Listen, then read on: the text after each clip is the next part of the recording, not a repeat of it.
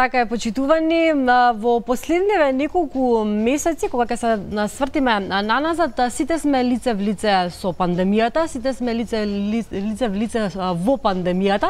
Не случајно го поставуваме овој наслов, бидејќи на следните неколку минути во Добро утро секое утро ги посветуваме на единственото улично списание Лице в лице во нашата земја. Ќе наречам, посебно ми е драго што ќе зборувам за ова списание, бидејќи ми е едно од моите омилени списанија. За оние кои што не знаат, ќе кажам дека начинот на продажба на овие списанија го вршат социјално маргинализираните групи на граѓани во нашето општество, при што филозофијата на Лице в лице нешто како онаа на Атиџе, половина од средствата одат за лицето кое што продава, половина за организаторите на ова списание, па секако за деталите околу тоа ќе зборувам со една од уредничките на Лице в лице, Маја Равенска. Добро утро. Добро утро, Александра. Најнапред ќе те прашам како си во ова време, дали се држите, дали се чувате, се пазите? Многу, да, се пазиме и се чуваме и ги чуваме сите околу нас, се надевам. Така, никако периодов е тежок на сите нас и онаа навика да го набавуваме ова списание од уличните продавачи или кога ќе одиме во кафуле, јас најчесто така сум го купувала, тие симпатично доаѓа и ни го нудеа ова списание, некако ова време го промени тој начин на набавување на ова списание, па ќе може ли да појасниме како сега може да се набави Лице в лице? Да, за жал, пандемијата предизвика многу турбуленции. Една од нив, можеби една од најтешките, беше токму кон ранливите луѓе. Значи, тие претрпеа уште една маргинализација во општеството, значи уште еднаш стануваат уште поранливи. Така, Лице в лице со својот начин на продажба, нели директно на улица, во директна комуникација со публиката, со поддржувачите, со читателите, се најде пред голем предизвик. Тоа е од една страна, нели, моравме да го заштитиме здравјето на нашите продавачи. Меѓу нив има многу луѓе кои што се со сериозни здравствени проблеми и предизвици. И затоа беше доведен во прашање воопшто моделот на уличен печат, моделот на улична продажба. Се најдовме во ситуација во која што треба да наоѓаме нови модели. Не смеевме да се откажеме. Со тие луѓе работа на 8 години.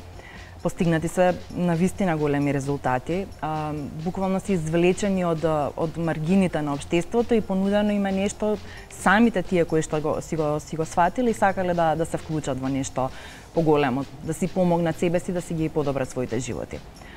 И тоа се случуваше. Така дојдовме до еден нов начин на продажба, дојдовме до разгледување на моделите на продажба на уличен печат во комуникација со меѓународната мрежа на уличен печат, затоа што со слични предизвици се соочуваат сите улични списанија низ светот. Ние дојдовме до еден модел кој што веруваме дека ќе успее во нашава земја. Тоа е да понудиме продажба и преку интернет. Значи, отворивме онлайн продавница во овој кризен, да кажем, период, со помош на доста голема група заедница волонтери. Отворивме, значи, веб продавница на која што има и печатената електронската верзија на списанието и имаме други новости кои што опфаќаат кодови за секој продавач, затоа што секој си има своја група поддржувачи. Така. И за дел од нив тоа се види како навистина добар модел. Да појасниме, се внесува кодот, значи се запишува лице в лице. Како беше само да Купи.лицевлице.мк е веб-шопот каде што го има списанието и актуелниот број и претходниот број, може да се направи годишна предплата на списанието, доколку сакаме да биде тоа, значи принципот 50-50 останува во секој случај. Затоа се внесува кодот на продавач. Кодот се внесува кога сакаме да поддржиме одреден продавач. Значи не е тоа достапно за сите продавачи, затоа што едноставно некои не сакаат така да продават, сака да си бидат на улица и тоа се вообичаено млади луѓе без здравствени предизвици кои што, нели, и онака се на улиците на Скопје, тие се со целата заштитна опрема на нив секогаш. Акцијата со кодовите е за оние продавачи кои што сакаат на тој начин да продава. Тоа се продавач од Струга, од порака Нова од Струга, понатаму Кико, кој што е добро познат на предцена скопската публика, и девојките од порака Неготина од Волково. Така. Го спомена Кико. ние го исконтактиравме Кико да ни каже како тој се снаоѓа, бидејќи верувам дека за него е ова лесно и едноставно, активен на социјалните мрежи, па доколку е подготвено видеото, видеообраќање на Кристијан Марковски или познат како Кико, би можеле да го пуштиме во продолжение. Добро утро до сите гледачи на утринската емисија Добро утро секој утро на Алфа телевизија. Јас сум Кристијан Марковски, веќе 3 години продавам лице во лице. Заради ситуацијава од COVID-19 имаме е-продавничка кај што можете да купите печатени изданија од продавачите. Еден од нив сум јас со внесување на мојот код Купи од Кико можете да го купите актуелното 40 бројче на лице во лице. Дур беше карантинот, многу ни фалеше работата и од кога почнав да продавам преку интернет ми е полесно, си имам контрола кој ми купува преку мојот код и на кој треба да праќам, кога ќе почнам да излезам на улица, ќе имам поише луѓе што може да ми купат, така вака има луѓе што не знаат да баратаат со интернет и така.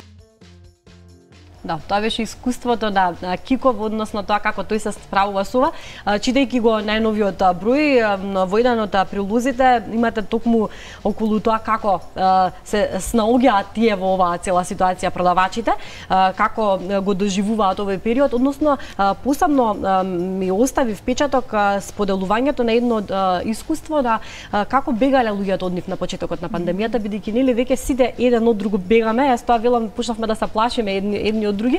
Има еден од вашите продавачи како споделува дека буквално бегале од него, а тие не се навикнати на тоа. Да, тие се навикнати на директна комуникација, многу пријателски однос од публиката. Секако дека кога ни алармира уште првиот месец кога се случуваше ова, решивме дека мора нешто да направиме и така и дојде до целото до веб продавницата, меѓутоа и до акциите кои што ги работиме овој период. Акциите се пред се да се запознае заедницата со тоа што го работи лице в лице и која е улогата на заедницата, која е улогата на компаниите, на медиумите, на институциите, на здруженијата на граѓани, на секој граѓанин поединечно. И за тоа тоа е некоја голема идеја која што лице в лице застапува уште од почетокот на своето постоење, односно дека секој треба да си ја најде својата улога да даде свој влог во општеството. И кога зборуваме за одржлив развој, нели лице в лице списание за одржлив развој, тоа е неопходно. Значи неопходно е сите чинители да делуваат во своја насока. А кога станува збор за ранливи групи со граѓани, сваќаме дека тоа не е нешто што сега јас морам нешто таму да помагам на некои ранливи групи, туку тоа е моја одговорност. Тоа јас како граѓанин ја имам таа одговорност. Јас како компанија имам таа одговорност да вратам во заедницата и да помогнам на некој да си помогне себе си. Да, Кико е еден интересен пример затоа што знае нели да функционира на интернет. Овде би сакала да појасниме што е со оние кои што нели немаат интернет способности, нели не знаат да работат на компјутер, со оние кои што не би се снашле во тој процес. Што е со тие? Имаме дел од луѓето кои што наши продавачи кои што не се нели дигитално писмени, односно дигиталната инклузија е еден се уште далечен термин за нив. Меѓутоа работиме со нивните координатори. Вклучени се продавачите, секако активирани се затоа што тоа е клучниот дел во лице в лице, да можат и тие да се активирани, да не биде тоа дека е хуманистички проект, па сега мора да им се дава некакви пари или да им се дава нешто на нив. Секако треба и тие да си ги заработуваат, навистина. Сега имаат работилници, изминатиот период имаат работилници кои што вклучуваат арт-терапија и тие се многу задоволни од тој дел затоа што се активирани, прават нешто интересно, прават креативно, вклучени се и со рачни изработки, а од друга страна носи тоа еден персонализиран пристап до читателот, односно до крајната публика. Така сите што ќе купат од петорката, ја викаме ние петорката од Волково, сите што ќе купат со код од кај нив, добиваат и рачна изработка на цртеж од нив. Секогаш темите се некои кои што се однесуваат на општествено на општеството. Значи зборуваме за екологија, зборуваме за инклузија, за такви теми, тие после цртаат, прават некои интересни, да кажам, креации кои што навистина и нас многу не изненадија и многу ни е драго што навистина добро реагира на ова. Се активни и да успеале и тие да се вклопат во цело во ова невреме што го велиме сите. Коронавирусот го промени начинот на однесувањето, начинот на живењето, начинот на работењето и верувам дека овој ваш 40-ти број што го држам во рака, можеби ќе бил многу поинаков да не беше пандемијава. Па ајде да појасниме како се одвиваше процесот на подготвувањето на овој број. Овој број немаше воопшто вака да изгледа додека ако не беше пандемијата, значи ние подготвувавме број комплетно со друга тематика, комплетно со друг контекст, значи сосема други текстови, друг тип на текстови. И дури бевме некаде во некоја речиси завршна фаза на продукција на тоа издание, меѓутоа се случи пандемијата и решивме дека ние мора да направиме нешто поинаку и да дадеме соодветен одговор на тоа што се случува, да не биде дека ја игнорираме пандемијата. Така излезе овој број, правен е партиципативно, со вклучување на сите засегнати страни од нашето општество. Се креира повеќе креативни кругови, ги викаме ние, тоа се кругови за кокреирање на идеи, на содржина, на решенија соодветни кои што треба да дадат свој одговор во општеството. Така и дојдовме до целата содржина на бројот, најголем дел од содржината е креирана на тој начин, прашани се многу луѓе, вклучени се нивни размислувања, нивни идеи. И дојдовме до едни сознанија кои што упатуваат за тоа како треба да изгледа граѓанинот од иднината, како треба да изгледа бизнисот од иднината, како треба да изгледа институцијата од иднината. Перспективи кои што верувам дека се значајно читливо за секој од нас, доколку им дадеме шанса да ги прочитаме, а верувам дека луѓето сакаат тоа да го прават. И значајно е за тоа што се активира публиката, се активира заедницата и навистина прави нешто, прави импакт. Тоа го имаме и во списанието. Лице в лице го преживеа овој тежок период, се надевам и понатака дека ќе успееме уште подобро да функционираме, токму поради активација на заедницата. Многу бизниси се вклучија во поддршка на бројот, за возрат тие да го добија списанието и си добија нели комуникација соодветна. Многу здруженија на граѓани се исто така вклучени во приказната, институции исто така. Тоа е една, да кажеме, позитивна страна на нашето општество. Така, споменавме дека 8 години веќе постоите, од 2012 година постои на пазарот и сте на некој начин пионери за социјалното предприемништво овде. Отварате очи, ќе речам, за тоа како може да функционира едно општество преку едно списание. Значи, но тоа не е едноставно, не е нели лесно едно списание и мал тип на луѓе да го променат општеството целосно, комплетно. Ќе речам, го имате во ракав одговорот на многу прашања, но претпоставувам дека ви е потребна поддршка, кураж од надлежните и околу тоа. 8 години, дали имате поддршка од државата околу вашето функционирање? Морам да кажам дека тоа е процес кој што веруваме дека ќе се унапредува, дека и досега имавме соодветна, да кажам, не би го нарекла тоа поддршка, меѓутоа соодветно разбирање. Добро. Станува збор за иницијатива која што исклучително ги истакнува добрите работи. Значи, она што е добро во нашето општество, она што функционира. И кога нешто не функционира, ние не ги караме тие што не го направиле тоа добро, туку кажуваме дека кои се моделите, што можеме од ова да научиме и која е позитивната работа од ова што можеме да ја направиме. Така, лице в лице, уште спомнавте дека од 2012 во 2012 никој не зборуваше, речиси никој не зборуваше за социјални предпријатија. Сега веќе и државата работи на национална стратегија за социјални предпријатија.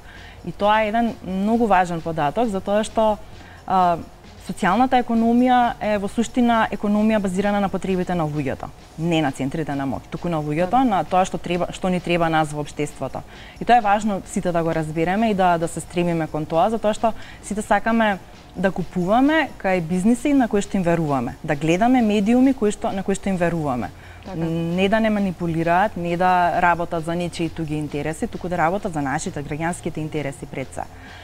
И лице в лице има доста сојузници во оваа борба, која што е навистина пред голем предизвик, меѓутоа веруваме дека нашето општество е спремно за вакви потфати и дека ова е единственото можно решение. Да постигнеме веќе некои сериозни чекори кон таа социјална економија за која што и Европа нам големо зборува веќе.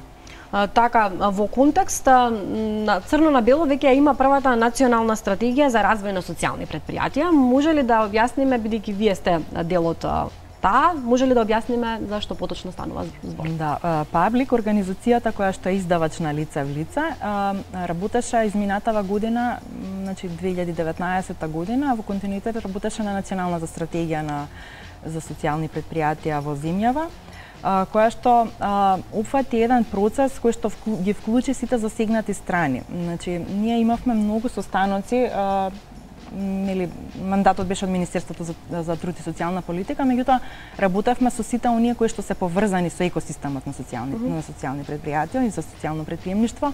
И тоа беше една, да кажам, голема заложба за да ги слушнеме сите, да ги слушнеме сите идеи и решенија и се што се работи и што му е потребно на овој екосистем за да доживее некаков соодветен да биде видлив во нашето општество и да функционира.